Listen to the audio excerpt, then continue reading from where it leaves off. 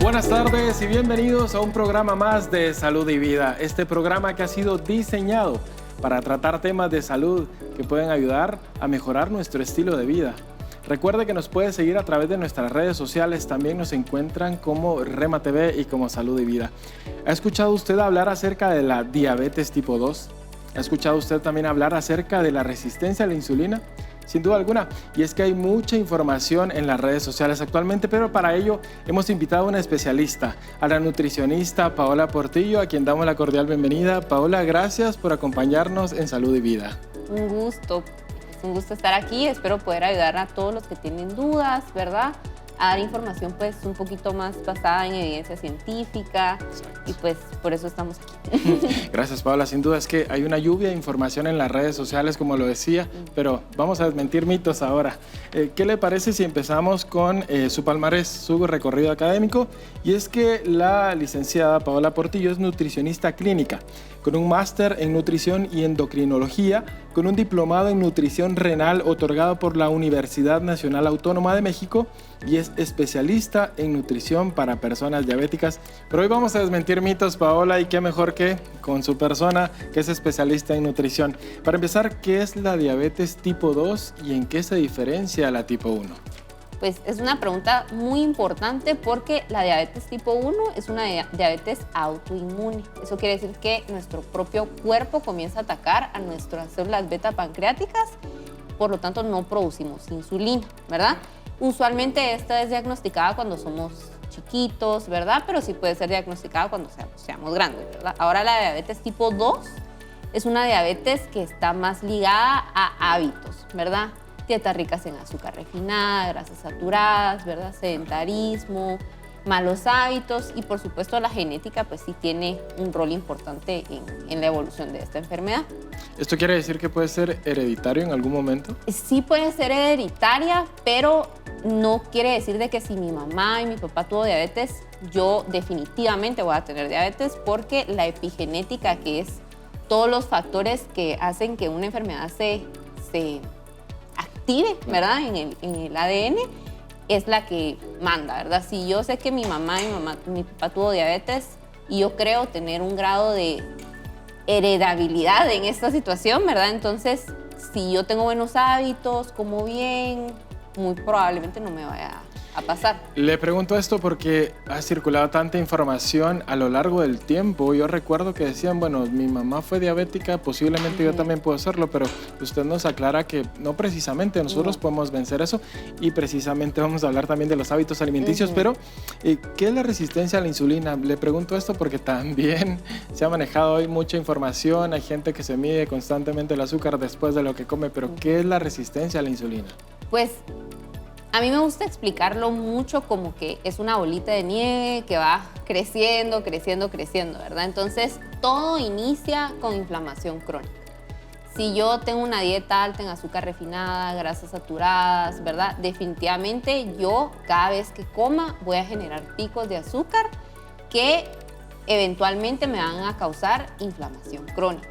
Si yo no venzo la inflamación crónica, que los síntomas característicos son hinchazón, pesadez, cansancio excesivo, entonces toda esta inflamación crónica va a hacer que nuestras células se vuelvan resistentes a insulina, ¿verdad?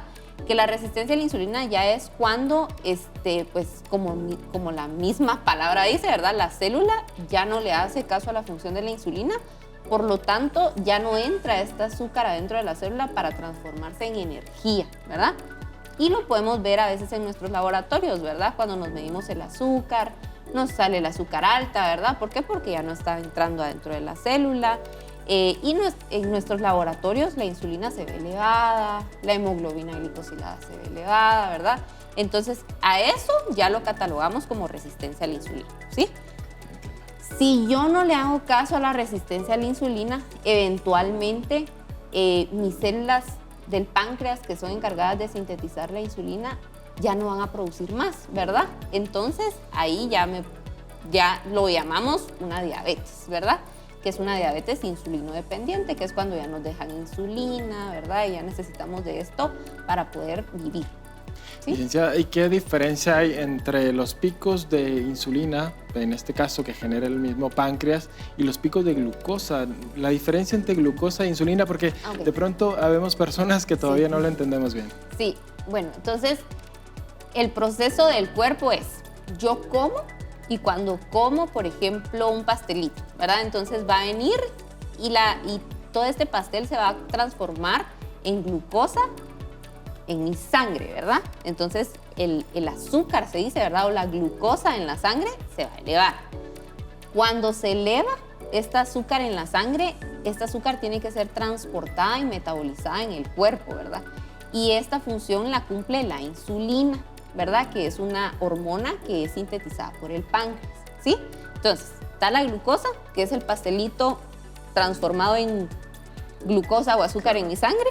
Viene el páncreas, secreta insulina para transportar esta glucosa adentro de la célula y transformarla en energía. ¿Me voy a entender? ¿Sí? Sí, así es. Entonces, ¿cuál es la diferencia? La glucosa es la fuente de energía y la insulina es el transporte de esta fuente de energía adentro de la célula.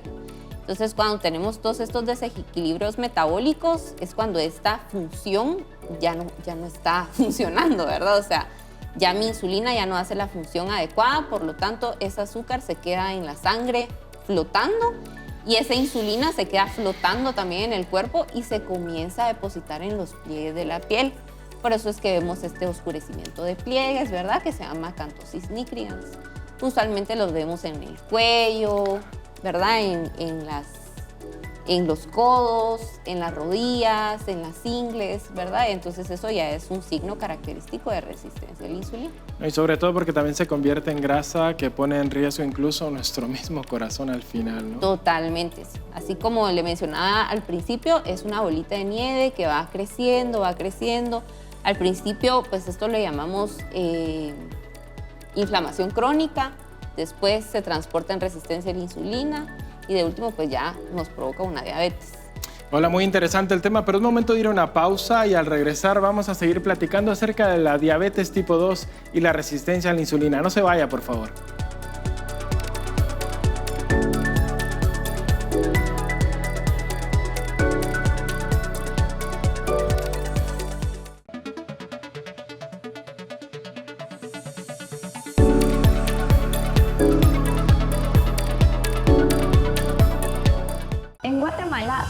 Enfermedades más frecuentes es la diabetes.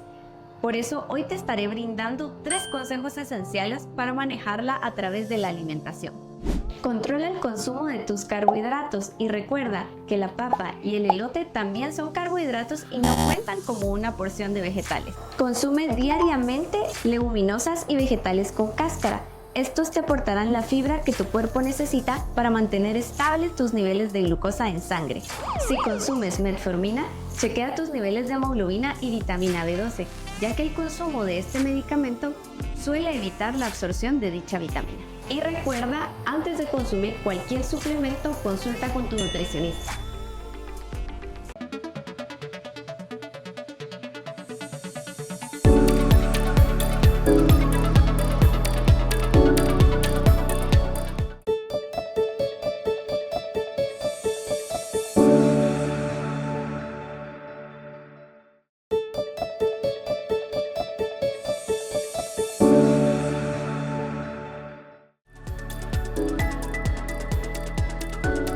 Estamos de vuelta en Salud y Vida y estamos hablando acerca de la diabetes tipo 2 y de la resistencia a la insulina con la licenciada Paola Portillo, quien es nutricionista. Antes de ir a la pausa hablábamos acerca de qué es la resistencia a la insulina, pero cuéntenos por favor cuáles son los síntomas más comunes de esa resistencia y también cómo una persona puede identificar que está en riesgo.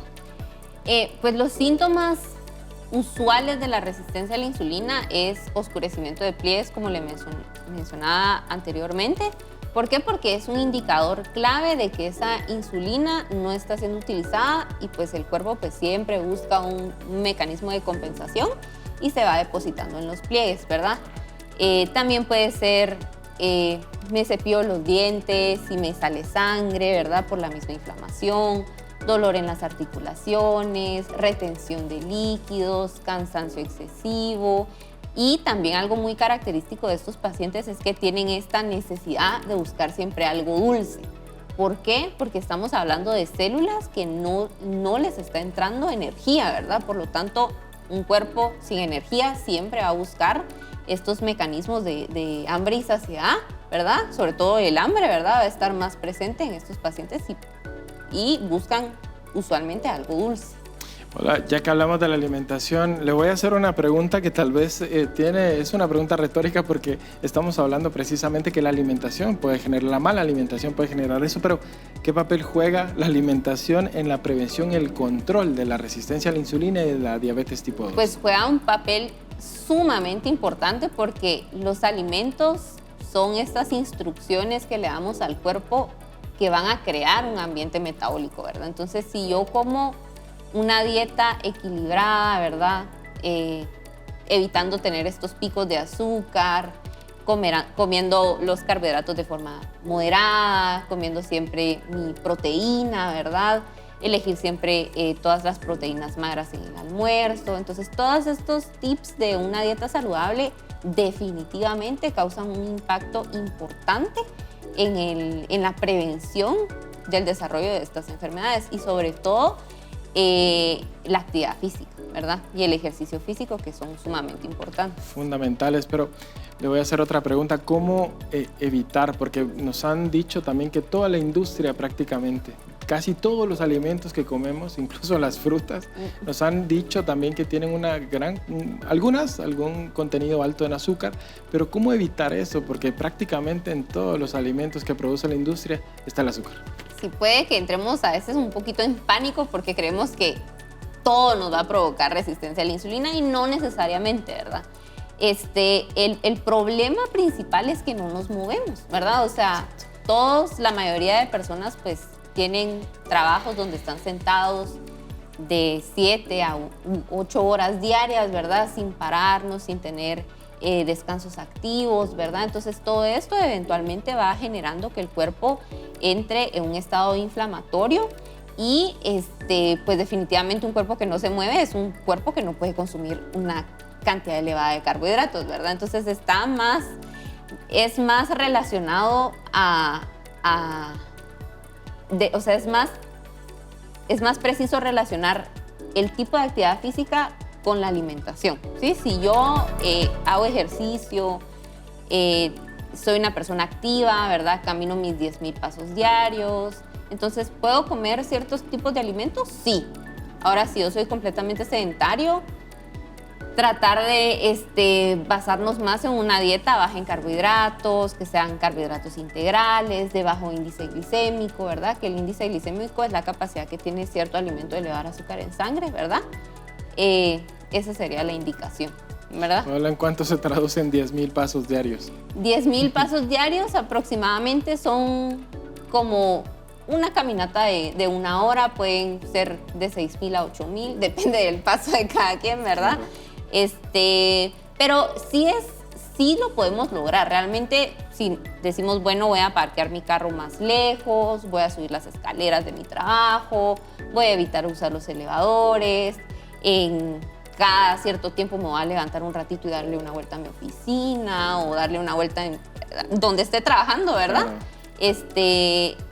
Poco a poco uno va llegando a este requerimiento de pasos diarios, que según la OMS es lo mínimo que deberíamos de hacer. ¿Y cuántas calorías aproximadamente quemaría uno con eso?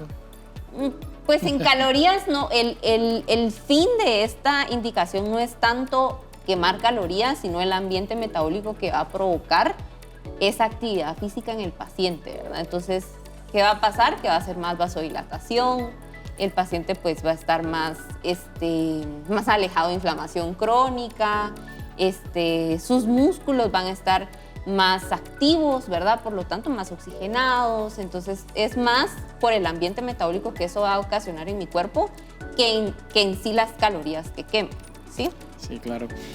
Cuéntanos otra pregunta tácita tal vez, pero ¿cuáles son los alimentos? Ya hablamos de las azúcares, pero también las harinas refinadas, por ejemplo, algunas frutas que tienen un contenido alto en azúcar, pero ¿qué alimentos son los que pueden propiciar una resistencia a la insulina? ¿Cuáles son los que más pueden afectar ese sentido? Más que, bueno, entonces, en cuanto a frutas, no es que me tenga que quedar solo con un grupo de frutas y otro no, sino que es la porción adecuada, ¿verdad?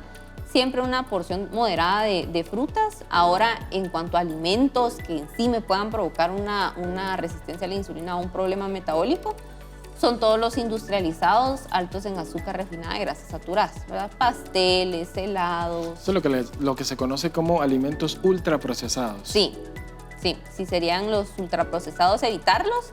Y las frutas de alto índice glicémico, que las conocemos como el banano, la sandía, ¿verdad? La piña, comerlos con moderación. No es que en la vida voy a volver a comer no, ¿verdad? O sea, todo con moderación y siempre procurando tener actividad física.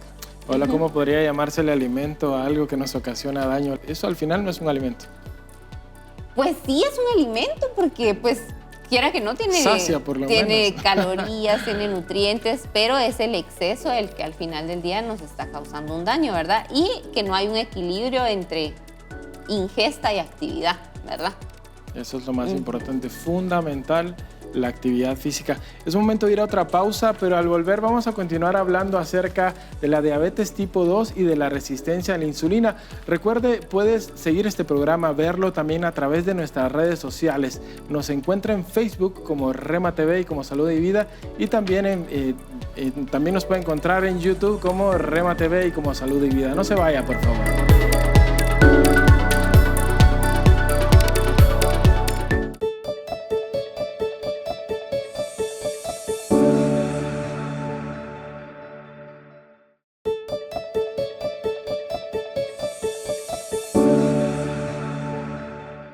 Estamos de vuelta en Salud y Vida. Estamos hablando acerca de la diabetes tipo 2 y de la resistencia a la insulina, y para ello nos acompaña Paola Portillo. Paola, antes de ir a la pausa platicábamos acerca de qué alimentos pueden propiciar una resistencia a la insulina y una diabetes tipo 2, pero tenemos preguntas de nuestras redes sociales y quiero preguntarle por acá. Dicen ¿cuál es la importancia de usar el glucómetro? Vemos que muchas personas están pinchando en TikTok sobre todo. ¿Qué nos puede decir al respecto? Pues un glucómetro pues es una herramienta, ¿verdad? Que nos ayuda a medir nuestra sangre capilar en un momento en específico, ¿verdad? Entonces, ¿es importante tener uno en casa? Pues sí, ¿verdad? Pues sí es importante, pero ¿para quiénes es más importante? Para las personas que ya sufren algún problema metabólico como resistencia a la insulina o diabetes, ¿verdad? Claro. ¿Por qué? Porque en ciertos momentos pues es importante, sobre todo cuando estamos en un tratamiento, ya sea médico o nutricional, estar monitoreando los niveles de azúcar en sangre para ver si el tratamiento está funcionando, si hay que ajustar la dosis del fármaco, ¿verdad? Para prevenir complicaciones a largo plazo. Ahora, estas actividades que hacen las personas en TikTok, pues hay que tener cuidado con esto, ya que si yo estoy jugando con mi salud de que me voy a comer una hamburguesa solo para saber, o una hamburguesa y un pastel y un helado y comidas muy abundantes, ¿verdad? Solo para saber. Solo para decirle a la gente, esto les va a pasar si...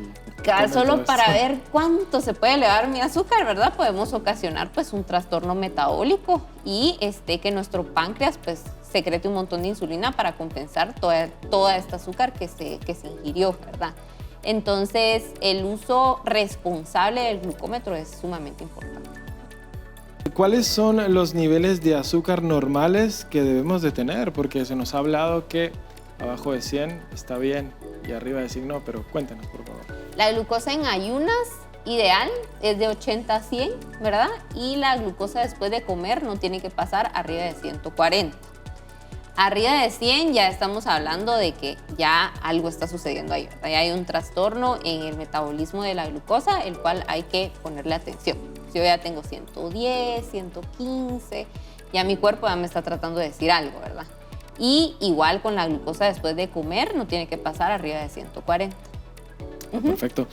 ¿Cuáles son los niveles altos que dan pues inicio o puede propiciar una diabetes, es decir, una prediabetes, perdón? Más que los niveles de azúcar plasmático, porque el azúcar, la glucosa plasmática al final del día es un indicador indirecto, ¿verdad? Porque depende de muchas cosas. Por ejemplo, si yo el día anterior me comí 5 pedazos de pizza, hoy voy a tener el azúcar un poquito más elevada de lo normal, ¿verdad?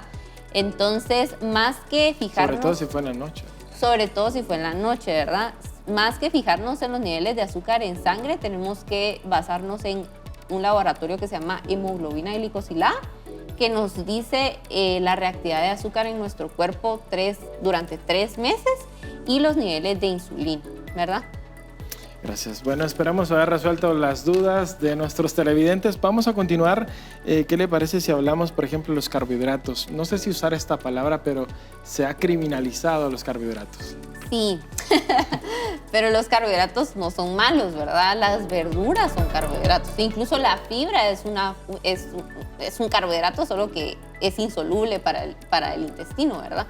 Entonces, no es que tengamos que criminalizar o satanizar a los carbohidratos, ¿verdad? Porque son totalmente necesarios, ¿verdad? ¿Para qué? Para hacer todas las funciones que tenemos que hacer al día, como hacer digestión, respirar, pensar. Ajá, todo eso implica energía, ¿verdad? Implica carbohidratos. Aparte, los carbohidratos son fuentes de vitaminas, de fibra, de minerales, de agua, ¿verdad? Entonces, no es que yo tenga que eliminarme los carbohidratos, sino comerlos con moderación, ¿verdad? Eso es. La clave está en la porción, ¿verdad? Sí. Bueno, ¿qué hábitos de vida pueden ayudar a revertir o a mejorar la resistencia a la insulina? ¿Se puede revertir esto? Claro, sí. O sea, sí se puede revertir la resistencia a la insulina, sí, ¿verdad? ¿Cómo? Pues teniendo una dieta adecuada, ¿verdad? Que promueva los niveles de azúcar estable en sangre durante el día. Así es como podemos prevenir. ¿Y la diabetes? La diabetes, no. ¿Por qué? Porque cuando ya estamos hablando de diabetes es que las células beta pancreáticas, que son las encargadas de sintetizar insulina, ya no funcionan, ¿verdad? Entonces, ya no producen insulina, ya somos pacientes insulinodependientes, que somos dependientes de estar inyectándonos insulina. ¿Para qué? Para que esta glucosa entre a la célula y pueda ser utilizada como fuente de energía. Imagínense qué noticia, porque nos han dicho precisamente que sí se puede, ajustando la alimentación y también haciendo actividad física. Pero si ya genéticamente y biológicamente no se puede hacer nada, pues... Depende, ¿verdad? O sea, depende de cada paciente, del grado de afección que tiene el paciente con la diabetes, si hay complicaciones, no hay complicaciones. Lo que sí se puede es vivir con calidad de vida teniendo diabetes, sí. ¿Cómo? Haciendo ejercicio, porque el ejercicio ayuda a que esta glucosa entre a la célula, ¿verdad? Y pueda ser utilizada como fuente de energía, comiendo una porción de carbohidratos adecuada, comiendo los gramos de proteína adecuados para la preservación de la masa muscular. Pasa mucho en consulta que llegan los pacientes y dicen, sí, es que yo como pollo, ¿verdad? Pero ¿qué parte del pollo como? ¿Verdad? A veces solo nos comemos el cuadril o la alita o la piernita de pollo, que si bien sí tienen proteína, no se van a comparar a comerse pues la parte más magra del pollo, que es la pechuga, ¿verdad? Que 4 onzas de pechuga de pollo nos aportan hasta 30 gramos de proteína, ¿verdad?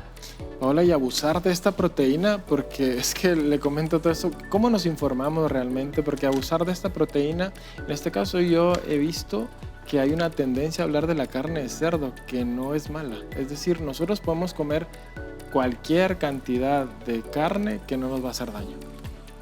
Pues, ¿hasta cuánto es cualquier cantidad, verdad? Pues mire, depende mucho de la actividad física del paciente. Una persona puede consumir hasta 3 gramos de proteína por kilogramo de peso al día sin que haya un efecto a nivel de salud renal, ¿verdad? Pero siempre, ahí sí que individualizar al paciente es lo más preciso, ¿verdad? Exacto, sí, es decir, depende de mis requerimientos y mis objetivos también. Y sus objetivos, su estilo de vida. Por ejemplo, si usted viene y se propone, ¿verdad? Porque puede proponerse lo que quiera. Sí, claro. O este año voy a hacer un maratón, o voy a hacer un triatlón, o voy a volverme deportista, pues sus requerimientos de proteína muy probablemente vayan a verse aumentados, ¿verdad? ¿Por qué? Porque la demanda a nivel muscular es mayor, ¿verdad? Entonces siempre individualizar al paciente es lo mejor que podemos hacer. Hola, para ir aterrizando y agradecer el tiempo que nos ha brindado en esta entrevista, ¿qué sustitutos del azúcar podríamos usar? Conocemos algunas marcas, pero ¿cuáles son los más recomendables? Pues mire, en cuanto a edulcorantes, lo que yo recomiendo es que no se excedan. Use, pues no podemos decir marcas, ¿verdad? Pero sí. Use un edulcorante, sí, sin abusar de 15 sobrecitos diarios, que nadie debería de abusar de eso, ¿verdad? Pero como siempre hay casitos, entonces no abusar de 15 sobrecitos diarios, y definitivamente de tomar el edulcorante a consumir azúcar, prefiero que se consuma unos 5 sobrecitos de algún edulcorante a que consuma azúcar. Claro, se habla también de los edulcorantes en algunas bebidas. ¿Estos no son similares a lo que se puede consumir en ese momento, sustituyendo el azúcar? Sí, o sea, el edulcorante es siempre el mismo, ¿verdad? Le menciono, por ejemplo, como el aspartame. Nos han dicho que en algunas bebidas es malo, ¿no? Pero sí, no se puede comparar, entonces. Al final del día, siempre la recomendación es no abusar. Por ejemplo, si yo sé que hay ciertos productos que tienen edulcorantes que son a base de aspartame, ¿verdad? No abusar, ¿verdad? Si me voy a tomar uno, es uno eventualmente. Por ejemplo, si estoy sola en un lugar y yo necesito hidratarme, es lo único que existe en el planeta, pues lo tomo, pues, ¿verdad? Pero no abusar, ¿verdad? Pero Paola, para finalizar, las últimas recomendaciones para que nosotros pues también podamos llevar una vida más saludable, cuidar nuestra alimentación, nuestro hígado y nuestro páncreas. Recomendaciones generales siempre sería ver todo como que es una bolita de nieve. Eso yo siempre lo explico en consulta, que es importante entender que todo, una cosa conlleva a la otra. Si yo ya sé que llevo un tiempo abusando de comidas ultraprocesadas, altas en azúcar refinada y grasas saturadas, y yo ya comienzo a tener estos síntomas de cansancio excesivo, esta necesidad por buscar algo dulce, sueño después de las comidas, ¿verdad? Entonces, eso ya es un indicador clave de que tengo que cambiar mis hábitos. Moderar el consumo de carbohidratos, cambiar todos los carbohidratos por carbohidratos integrales, consumir una buena ración de proteína diaria, ¿verdad? Huevitos, pollo, ¿sí? Incluso hay proteína vegetal como los garbanzos, las lentejas, ¿verdad? Y pues definitivamente si yo ya comienzo a ver que hay un oscurecimiento de pliegues y ya es algo más clínico, pues definitivamente acudir a un profesional si yo ya tengo ese tipo de síntomas. Ahí ya es algo más serio, lo cual hay que darle seguimiento, ¿verdad?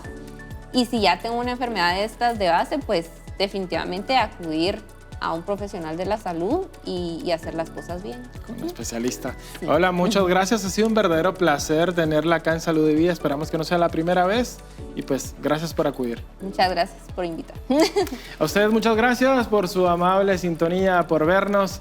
Recuerde, este programa está diseñado para abordar temas de salud que pueden ayudar a mejorar nuestro estilo de vida. Mi nombre es Iván Hernández y ha sido un placer. Hasta la próxima.